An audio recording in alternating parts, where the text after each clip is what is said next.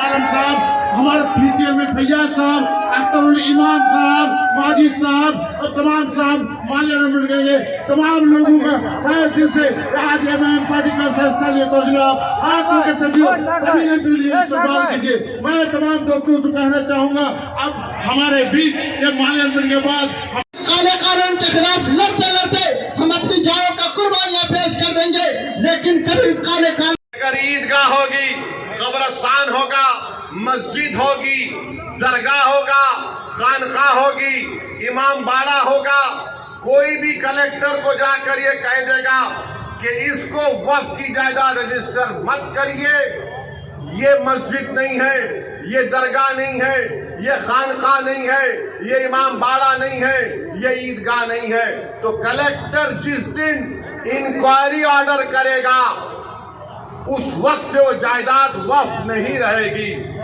तो कलेक्टर को खाली इंक्वायरी लिखना पड़ेगा, हम अपनी जायदाद से महरूम हो जाएंगे, हम अपनी जायदाद से महरूम हो जाएंगे। और कलेक्टर इंक्वायरी मुकम्मल करने का कोई टाइम नहीं है, कोई वक्त नहीं दिया गया। कलेक्टर सुबह क़यामत तक इंक्वायरी चलते रहेगी, मगर हम तो अपनी दरगाह और मस्जिद से महरूम हो जाएंगे। ये कानून बनाया गया। फिर बीजेपी, नीतीश कुमार की पार्टी के लोग, चिराग पासवान के लोग बोलते कि वक्फ की जायदाद पर कब्जा हो गया, वक्फ की जायदाद को लूट लिया गया। अरे भैया, आपने कानून ये बनाया कि जो वक्फ की जायदाद पर नाजायज तौर पर कब्जा करके 12 साल से बैठा हुआ है, मोदी उसको मालिक बना रहे हैं, बल्कि वो मालिक बन चुका है अभी। तो बीजेपी, नीतीश कुमार, चिराग पासवान झूठ बोल रहे हैं, हमसे हमारी जायदादों को छीन रहे हैं। जो हमारी जमीन पर, वक्फ की जमीन पर कब्जा करके बैठा है, वो 12 साल अगर हो गए तो मालिक बन रहा है।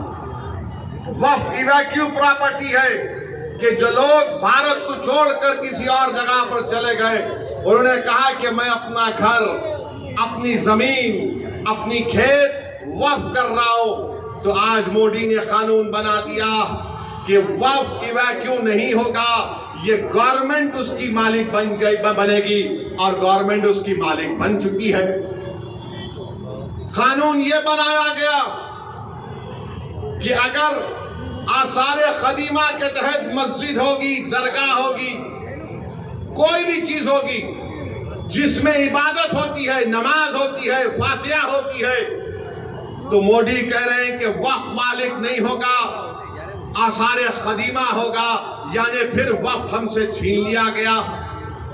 फिर ये कानून पे ये बनाया गया कि अगर कोई ट्रस्ट होगा इस कानून को बनाने से पहले और इस कानून के बनाने के बाद ट्रस्ट होगा तो वक्फ नहीं होगा। तो बताओ तुम कौन सी चीज इसमें रखे हो जिससे मुसलमानों को फायदा होगा। और आपको जानकर तकलीफ होगी कि मोदी ने कानून बनाया जिसकी तायीद चिराग पासवान ने और नीतीश कुमार और चंद्रबाबू नायडू ने की, कुशवाहा साहब ने की। क्या कानून बनाया, अगर कोई वक्फ की जायदाद को धोखे से बेचता है तो पहले उसको सजा थी 2 साल की, बेजमानत नहीं मिलती थी।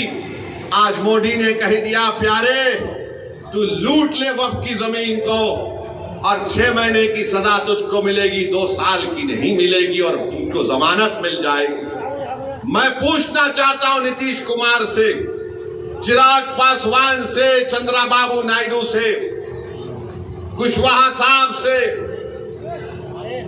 कुमारस्वामी साहब से, जयंत चौधरी साहब से, अरे एक चीज तो बताओ जो इससे मुसलमानों को फायदा होगा।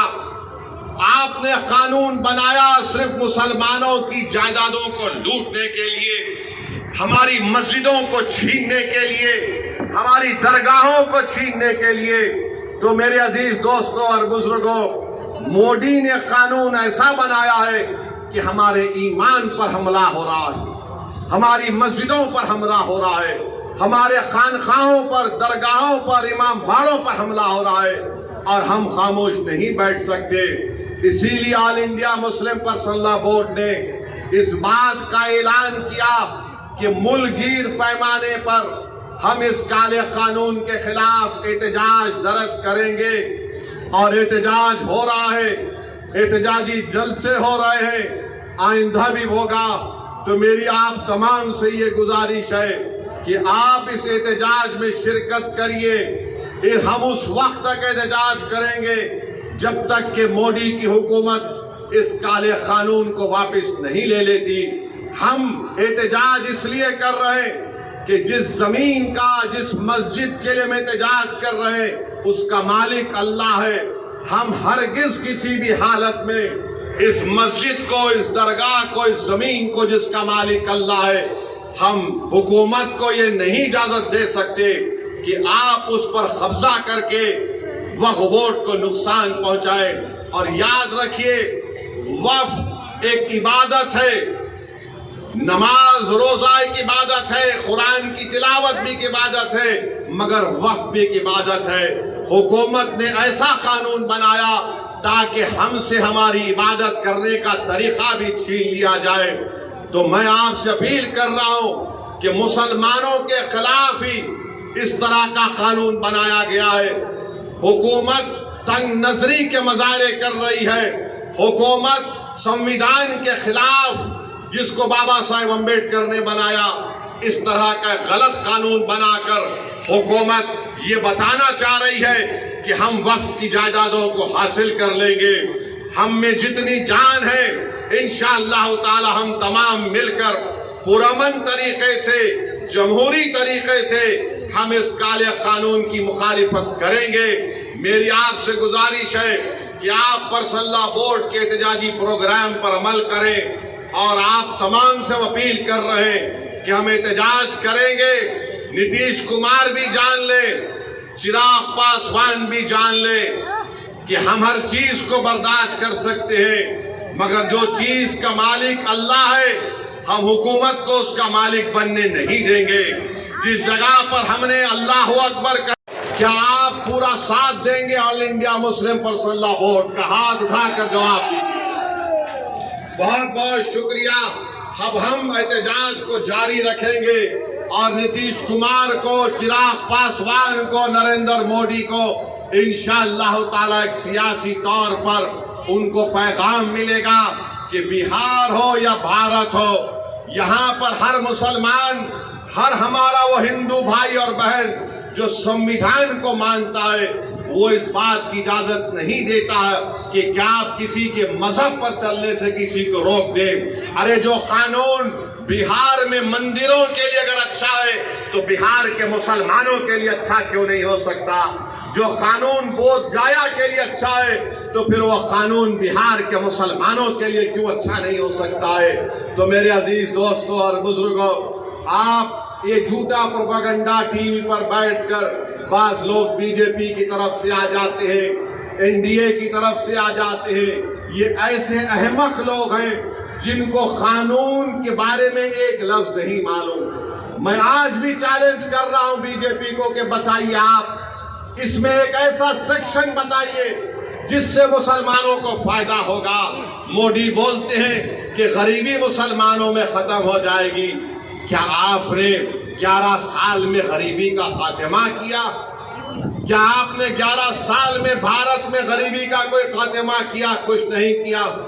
ارے یہ ہماری جائیداد، اور یہ ٹی وی پر بیٹھ کر لوگ بولتے ہیں آپ کو کتنا فائدہ ہوا۔ ارے ہمارے کو فائدہ اتنا ہوا کہ اگر ہم یہاں سے نکل کر اس جلسے کے بعد اپنی ظہر کی نماز ادا کرنے جائیں گے، جب ہم اس زمین پر سجدہ کریں گے تو اللہ ہمارے گناہوں کو معاف کرتا ہے۔ جب ہم نماز پڑھتے ہیں تو اللہ ہمارے گناہوں کو معاف کرتا ہے۔ جب ہم حی علی الصلاۃ حی علی الفلاح کی صدائیں دیتے ہیں تو اللہ ہم پر رحمت کی نظروں سے دیکھتا ہے۔ تو یہ آپ ہم سے مت پوچھو کہ ہمارا کیا فائدہ ہے، ہمارا فائدہ مسجدوں کو آباد کرنے سے ہے۔ آپ کو لگتا ہے کہ پیسے تم کو کتنے ملے؟ ارے اللہ کے گھر کو جب ہم آباد کرتے ہیں تو ہم پیسوں کے لیے نہیں، دین اور دنیا کی کامیابی کے لیے اللہ کے گھر کو آباد کرتے ہیں۔ اگر ہم کسی کے خانقاہ کو جاتے ہیں تو پیسوں کے لیے نہیں جاتے، اپنے دلوں کو اور اپنے نفس کو صاف کرنے کے لیے جاتے ہیں۔